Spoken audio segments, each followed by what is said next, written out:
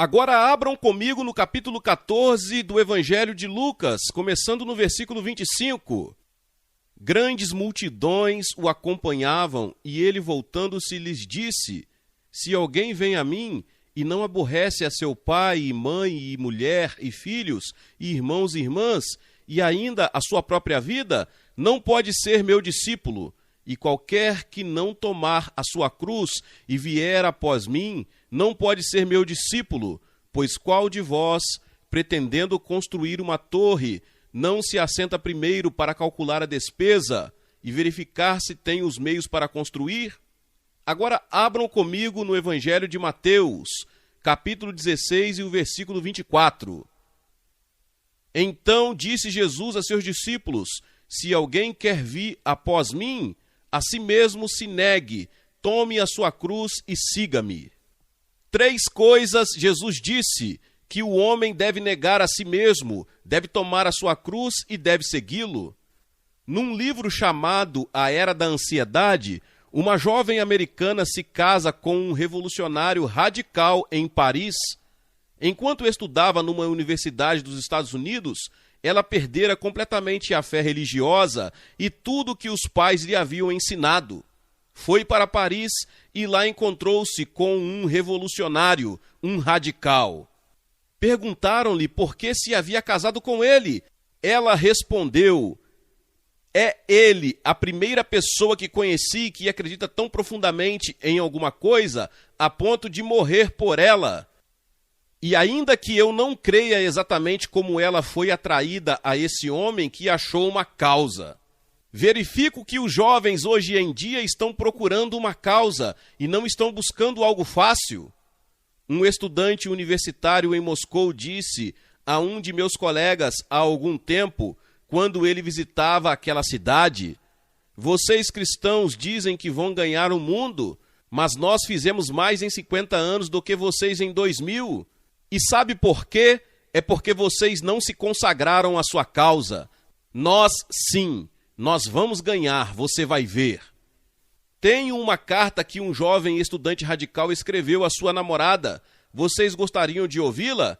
Eis o que ele disse: Nós radicais temos um alto índice de baixas em nossas fileiras. Nós é que somos fuzilados e enforcados e seviciados e aprisionados e injuriados e ridicularizados e despedidos de nossos empregos, e de muitas outras formas somos colocados nas situações mais constrangedoras. Uma certa porcentagem dos nossos são mortos. Nós, radicais, não temos tempo para ir a cinemas ou concertos. Temos sido acoimados de fanáticos e somos. Nossas vidas são dominadas por um grande fator que se sobreleva: a luta pela revolução. Nós, radicais, temos uma filosofia de vida que dinheiro nenhum pode comprar. Temos uma causa pelo qual lutar, um propósito definido na vida, e subordinamos nosso eu insignificante a um grande movimento de humanidade. E se nossa vida pessoal parece difícil, ou o nosso eu parece sofrer por subordinação à causa, então somos fartamente compensados pelo pensamento de que cada um de nós está fazendo a sua pequena contribuição para a formação de um mundo melhor. Há uma coisa a que me dedico com o máximo fervor, e isso é a causa radical. Ela é minha vida, meu negócio, minha religião, meu passatempo, minha namorada, minha mulher, meu segredo, meu pão e minha carne. Durante o dia me dedico a isso. Seu domínio sobre mim cresce com o passar do tempo e não diminui. Por conseguinte, dirigindo-se à sua namorada, não posso manter uma amizade, um caso amoroso, nem mesmo uma conversa sem relacioná-los com esta força que dirige e guia minha vida. Avalio as pessoas, os livros, as ideias e ações de acordo com a maneira pela qual influenciam as causas radicais e pela sua atitude para com essas causas. Já fui preso por causa de minhas ideias e, se for necessário, estou pronto a enfrentar um pelotão de fuzilamento. Estou usando esta ilustração com um objetivo. Isto se parece muito com os escritos da igreja primitiva. Este era o tipo de dedicação a Cristo que um grupo de jovens revolucionários revelou há 2000 anos, quando saíram a campo para transformar o mundo com amor ao invés de ódio. Jovens que haviam consagrado suas vidas a uma pessoa chamada Jesus, o qual eles criam haver ressuscitado dentre os mortos. E eles estavam prontos a morrer por sua causa. Eu penso que nesse espaço de tempo perdemos a significação do discipulado. Perdemos o significado do que realmente quer dizer seguir a Jesus Cristo. E eu creio que o que estamos vendo acontecer nas universidades hoje está começando a nos ensinar algo sobre dedicação e o que as pequenas minorias podem fazer se consagrarem a uma causa. E quando se chega à Bíblia, ao Antigo e ao Novo Testamento, nota-se que Deus não exige menos de nós em nossa relação com Jesus Cristo. Examinemos o Antigo Testamento e vemos o que Deus exigiu de Abraão. Deus disse um dia: Abraão, quero que você vá ao Monte Moriá e leve seu filho, o filho por quem você esperou tantos anos, o filho a quem você ama acima de qualquer coisa neste mundo, e eu quero que você o ofereça no altar. Abraão obedeceu a Deus e foi e colocou o filho no altar e tomou uma comprida faca reluzente e se dispunha a cravá-la no coração do seu filho em obediência a Deus. Quando Deus o deteve a meio caminho e lhe disse: isto basta, Abraão, eu sei agora que você está pronto a ir até o extremo comigo. Ou então considere Moisés, ele era o filho adotivo da filha de Faraó, era possivelmente o herdeiro do trono do Egito, poderia ter tornado talvez o imperador e governador do maior império do mundo, possuía todas as riquezas e toda a glória e todo o poder que um homem poderia ter, mas deliberadamente voltou suas costas a isso para sofrer com o povo de Deus. Deus exigiu que Moisés renunciasse a tudo para que pudesse ser usado, e então Deus o colocou nos confins do deserto para ali estudar, orar e para crescer e aprender. Veja, José foi vendido por seus irmãos e teve de ir para o Egito com um estranho. Poderia ter transigido, ninguém nunca o teria sabido senão Deus. E a mulher de Potifar era linda, sedutora e sensual. Procurou levá-lo a deitar-se com ela. José era um adolescente a centenas de quilômetros de casa, ninguém jamais ficaria sabendo. Ele sabia que poderia ter galgado posições no reino se tivesse o favor da mulher de Potifar, mas recusou-se. Deixou seu manto nas mãos dela quando ela o agarrou. Com isso ganhou a prisão e a sentença de morte. Deus estava provando a fidelidade daquele jovem. Temos também Daniel. Disseram-lhe: Daniel, chega de oração na Babilônia. Se você continuar, vai para a cova dos leões. Daniel orava 3 vezes ao dia e cria e confiava em Deus. Embora fosse o primeiro-ministro do país, atiraram-no na cova dos leões, e Daniel não sabia que Deus ia fechar a boca dos leões. Deus o estava chamando a pagar o preço mais elevado, e ele esteve disposto a fazê-lo. O apóstolo Paulo, portador da mensagem de Cristo na igreja primitiva, disse em 2 Coríntios capítulo 11: 5 vezes recebi dos judeus uma quarentena de açoites menos 1, fui 3 vezes fustigado com varas, 1 vez apedrejado, em naufrágio 3 vezes, 1 noite e 1 dia passei na voragem do mar, em jornadas muitas vezes, em perigos de rios, em perigos de salteadores, em perigos entre patrícios, em perigos entre gentios, em perigos na cidade, em perigos no deserto, em perigos no mar, em perigos entre falsos irmãos, em trabalhos e fadigas, em vigílias muitas vezes, em fome e sede, em jejuns muitas vezes, em frio e nudez. Foi assim que levei esta mensagem do Evangelho. Isto é o que custa.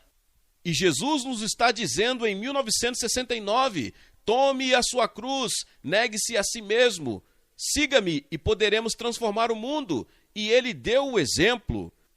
Nós buscamos as riquezas, mas ele, que era rico, se fez pobre por amor de nós, para que pudéssemos nos tornar ricos.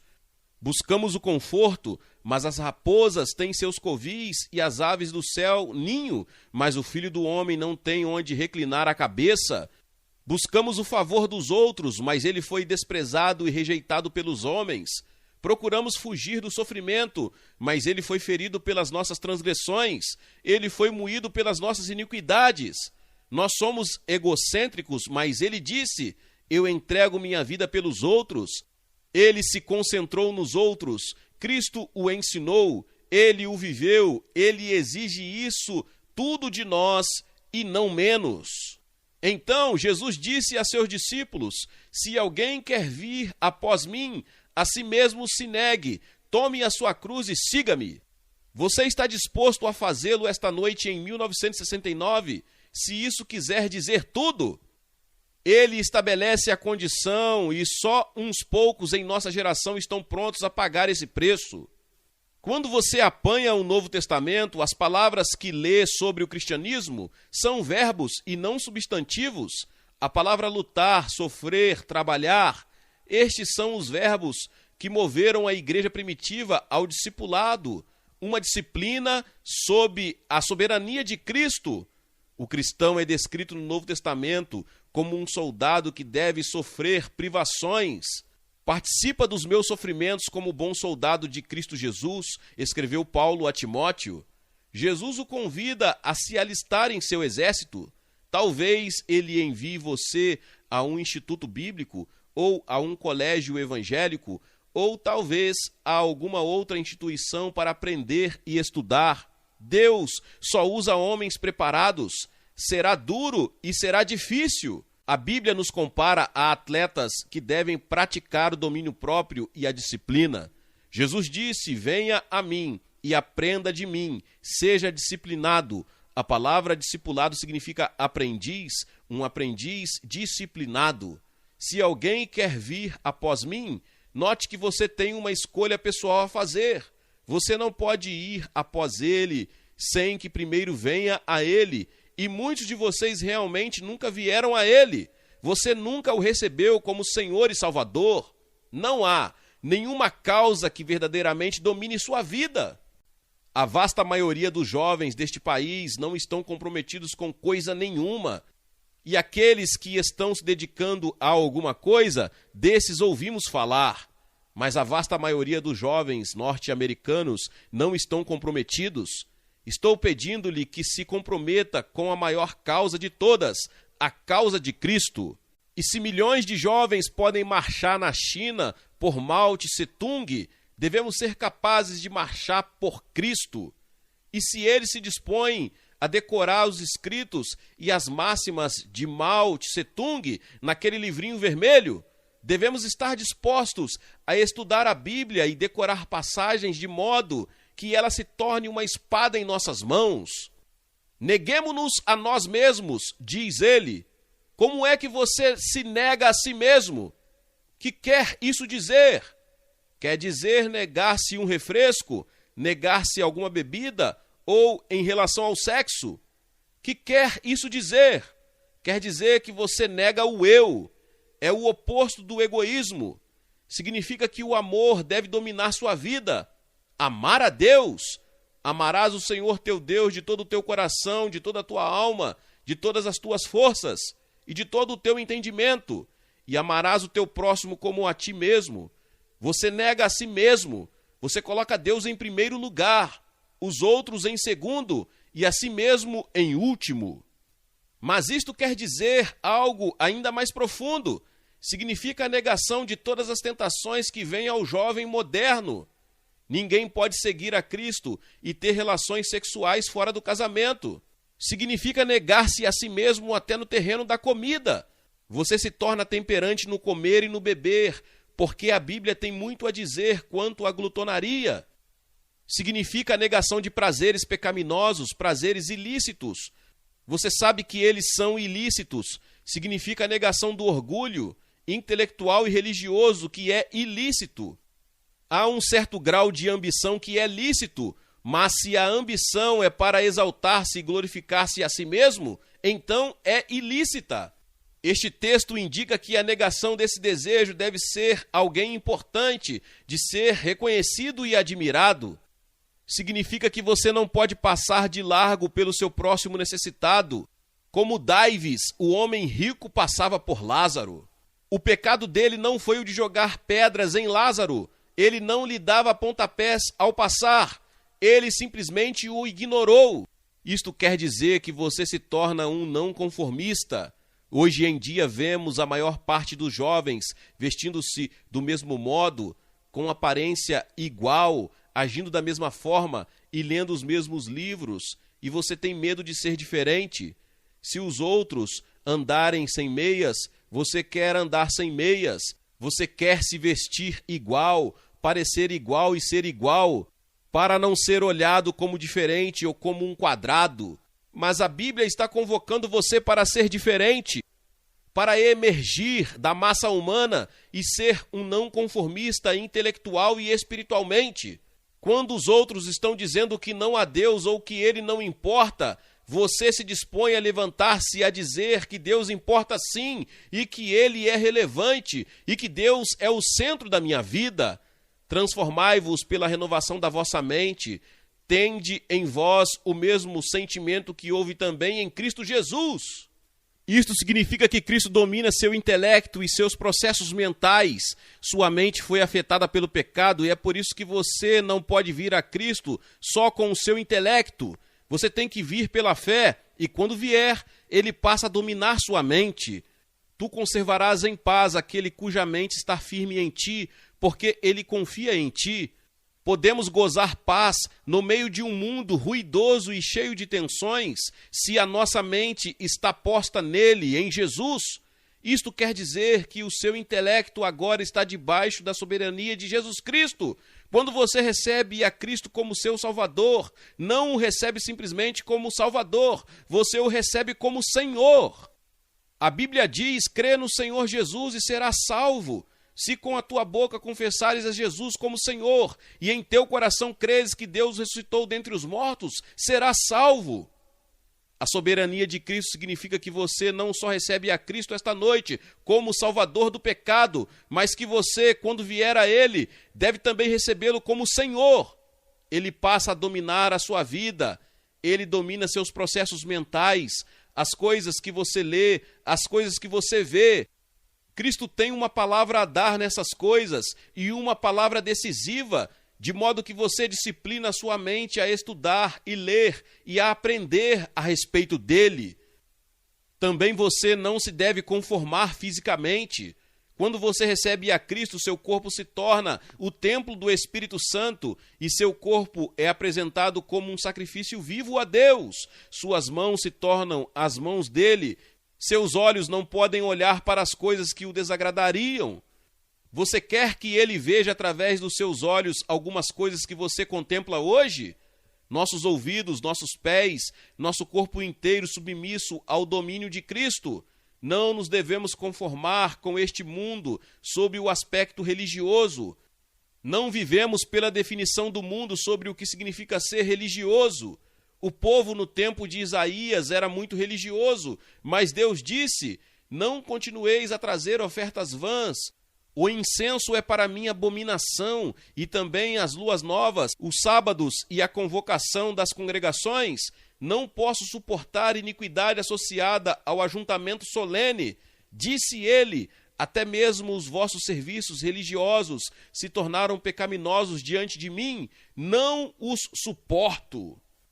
Ser religioso tem hoje nos Estados Unidos um sentido, mas ser cristão tem um sentido diferente. Você dirá: venho de um lar cristão e recebo influência cristã. Frequentei a igreja a minha vida toda.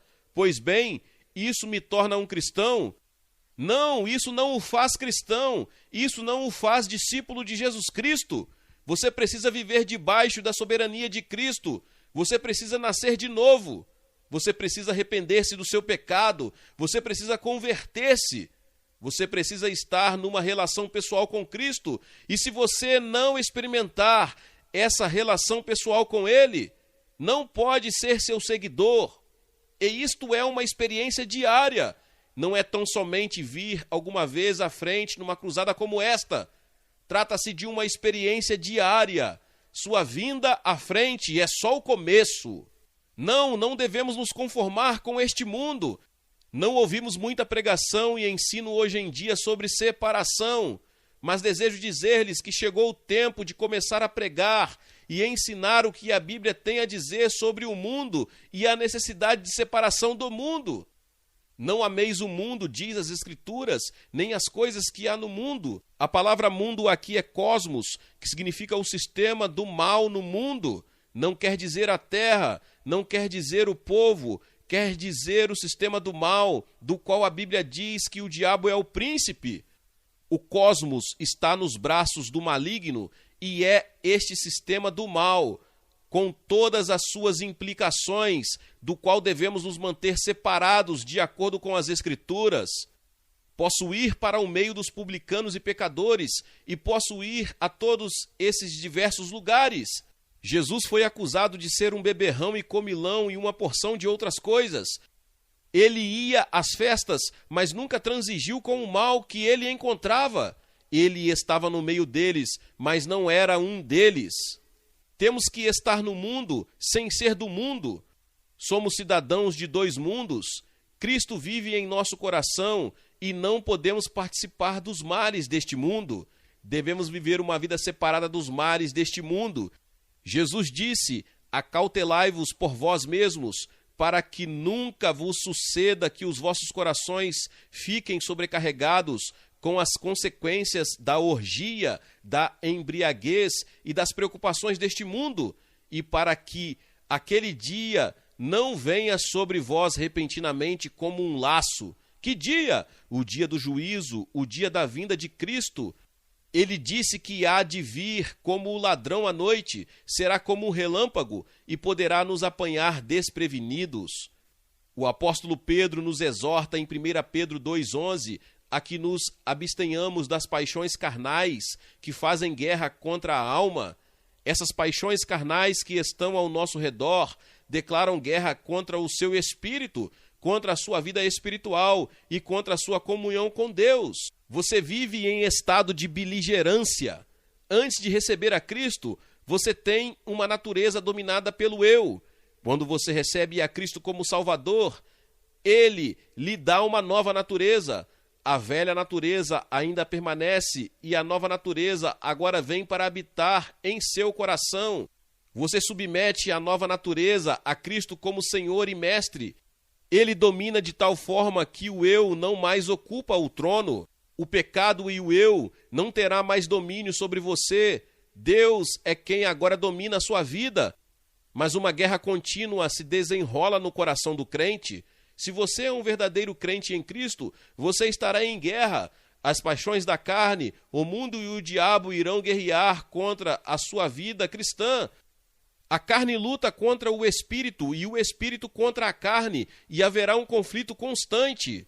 E você só terá paz completa quando estiver inteiramente submisso a Cristo em todos os aspectos da sua vida. Muitos jovens querem viver com um pé no mundo e o outro no reino de Deus. Você não pode viver feliz assim. Decida-se. Fique de um lado ou do outro. Não arraste pela lama o nome de Cristo, professando o nome de Cristo e depois vivendo como o diabo. Você está fazendo um grande mal e é melhor sair da igreja. Não se intitule cristão se não o é. Na igreja primitiva eles tinham disciplina. Se a pessoa não vivia de acordo com as normas cristãs, era posta para fora da igreja. O de que precisamos nos Estados Unidos hoje é de nos desfazermos de muita gente que temos na igreja.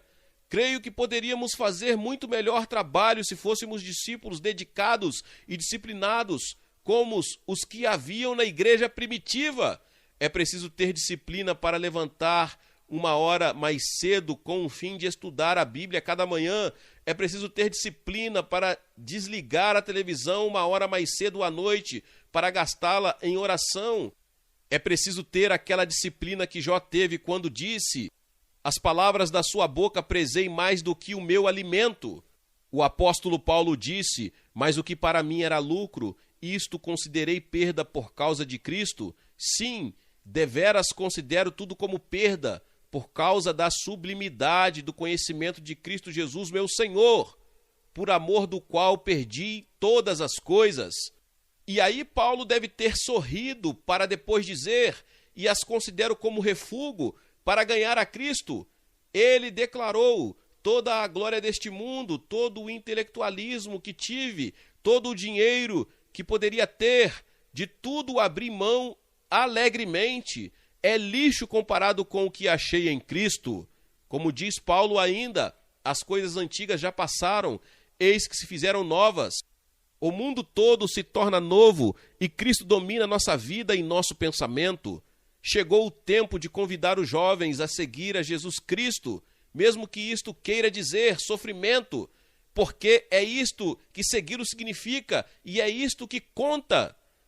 Colocaram um anúncio no The New York Times há alguns anos. Um homem ia para o Oceano Ártico, creio que foi Shackleton. Colocou um anúncio no The New York Times porque não podia conseguir voluntários, no qual dizia: pagaremos muito pouco, a empresa será difícil e acidentada e você poderá morrer. Sabem que ele teve o maior resultado que um anúncio jamais teve no The New York Times?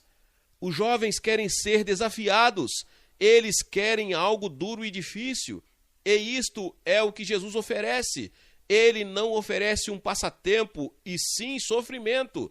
Ele oferece uma cruz, ele oferece a morte, mas a recompensa é fabulosa, vida eterna, paz e alegria aqui, um poder sobrenatural para amar seus amigos e o seu próximo, um novo poder para ajudar o mundo em que vivemos, transformando-no num mundo melhor. A si mesmo se negue e tome a sua cruz. O que queria ele dizer por uma cruz? Ela é voluntária, você tem livre escolha. Você não tem de tomá-la se não desejar fazê-lo. Não se trata da cruz de castigo pelo pecado. Somente Cristo poderia carregá-la. Não é uma cruz de ouro, marfim ou prata. Não é pobreza ou doença. Não são as aflições da vida. Não é o fardo que você leva. A cruz de Paulo não era o espinho que ele levava na carne. O que quis dizer Jesus quando afirmou: tome a sua cruz? A cruz naquele tempo era o meio pelo qual os criminosos eram executados. Seria como se eu dissesse aqui esta noite: tome a sua cadeira elétrica e siga-me. Vocês haveriam de rir, pois foi isso que fizeram nos dias de Jesus. Na verdade, a maior parte do povo se afastou e não mais o seguiu. Disseram eles: nós não sabíamos que ele ia para a cruz. Só poucos permaneceu com ele, mas que poucos! Dentro de pouco tempo transformaram o mundo. Jesus disse: se vocês vão seguir-me, terão de partilhar a comunhão da minha rejeição. Ora, todos quantos querem viver piedosamente em Cristo Jesus serão perseguidos. Em Hebreus capítulo 13 se diz: saiamos, pois, a ele fora do arraial, levando o seu vitupério. Na verdade, não temos aqui cidade permanente, mas buscamos a que há de vir, levando o seu vitupério. Isto significa voltar para a sua casa, para o meio dos seus amigos e colegas, para a sua escola e dizer: Cristo, a vida velha acabou para mim. Vou viver uma vida nova. Em seguida, dar meia volta e sair, levando o vitupério de Cristo, sem saber quando um punhal poderá ser cravado nas suas costas ou uma bala na sua cabeça. É isso que Deus está convocando todos nós a fazer a nosso modo, em nosso próprio ambiente de viver para Cristo, mesmo que se tenha de ficar sozinho. Você poderá ser o único em sua comunidade ou em sua escola, como Noé em sua geração. Ele foi o único.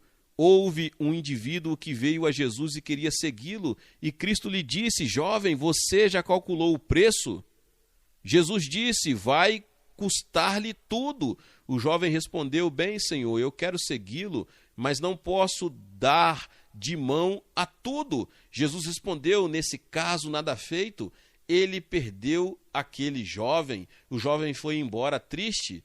E eu quero dizer-lhe que se você não está disposto a ir até o fim por Jesus Cristo e entregar-lhe tudo que tem, não será considerado um seguidor dele. Mas se você quiser que ele domine sua vida e que ele seja seu Senhor e Salvador, vou pedir-lhe que o receba nesta noite. Você está pronto a seguir Cristo hoje, numa vida de disciplina, numa vida de oração, de estudo da Bíblia, uma mente disciplinada, uma língua crucificada, remindo o tempo? Lenin disse certa vez que um comunista é um homem morto de licença. Winston Churchill disse certa feita: há tanto para fazer no mundo e tão pouco para fazê-lo.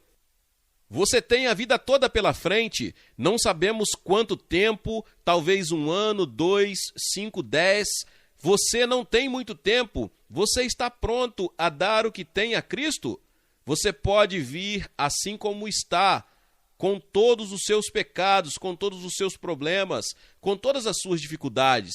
Pode vir e dizer: Senhor Jesus, eu o recebo como meu Senhor e como meu Salvador. Desejo ser um seguidor seu, desejo ser um verdadeiro discípulo. Vou pedir que deixem os seus lugares e venham.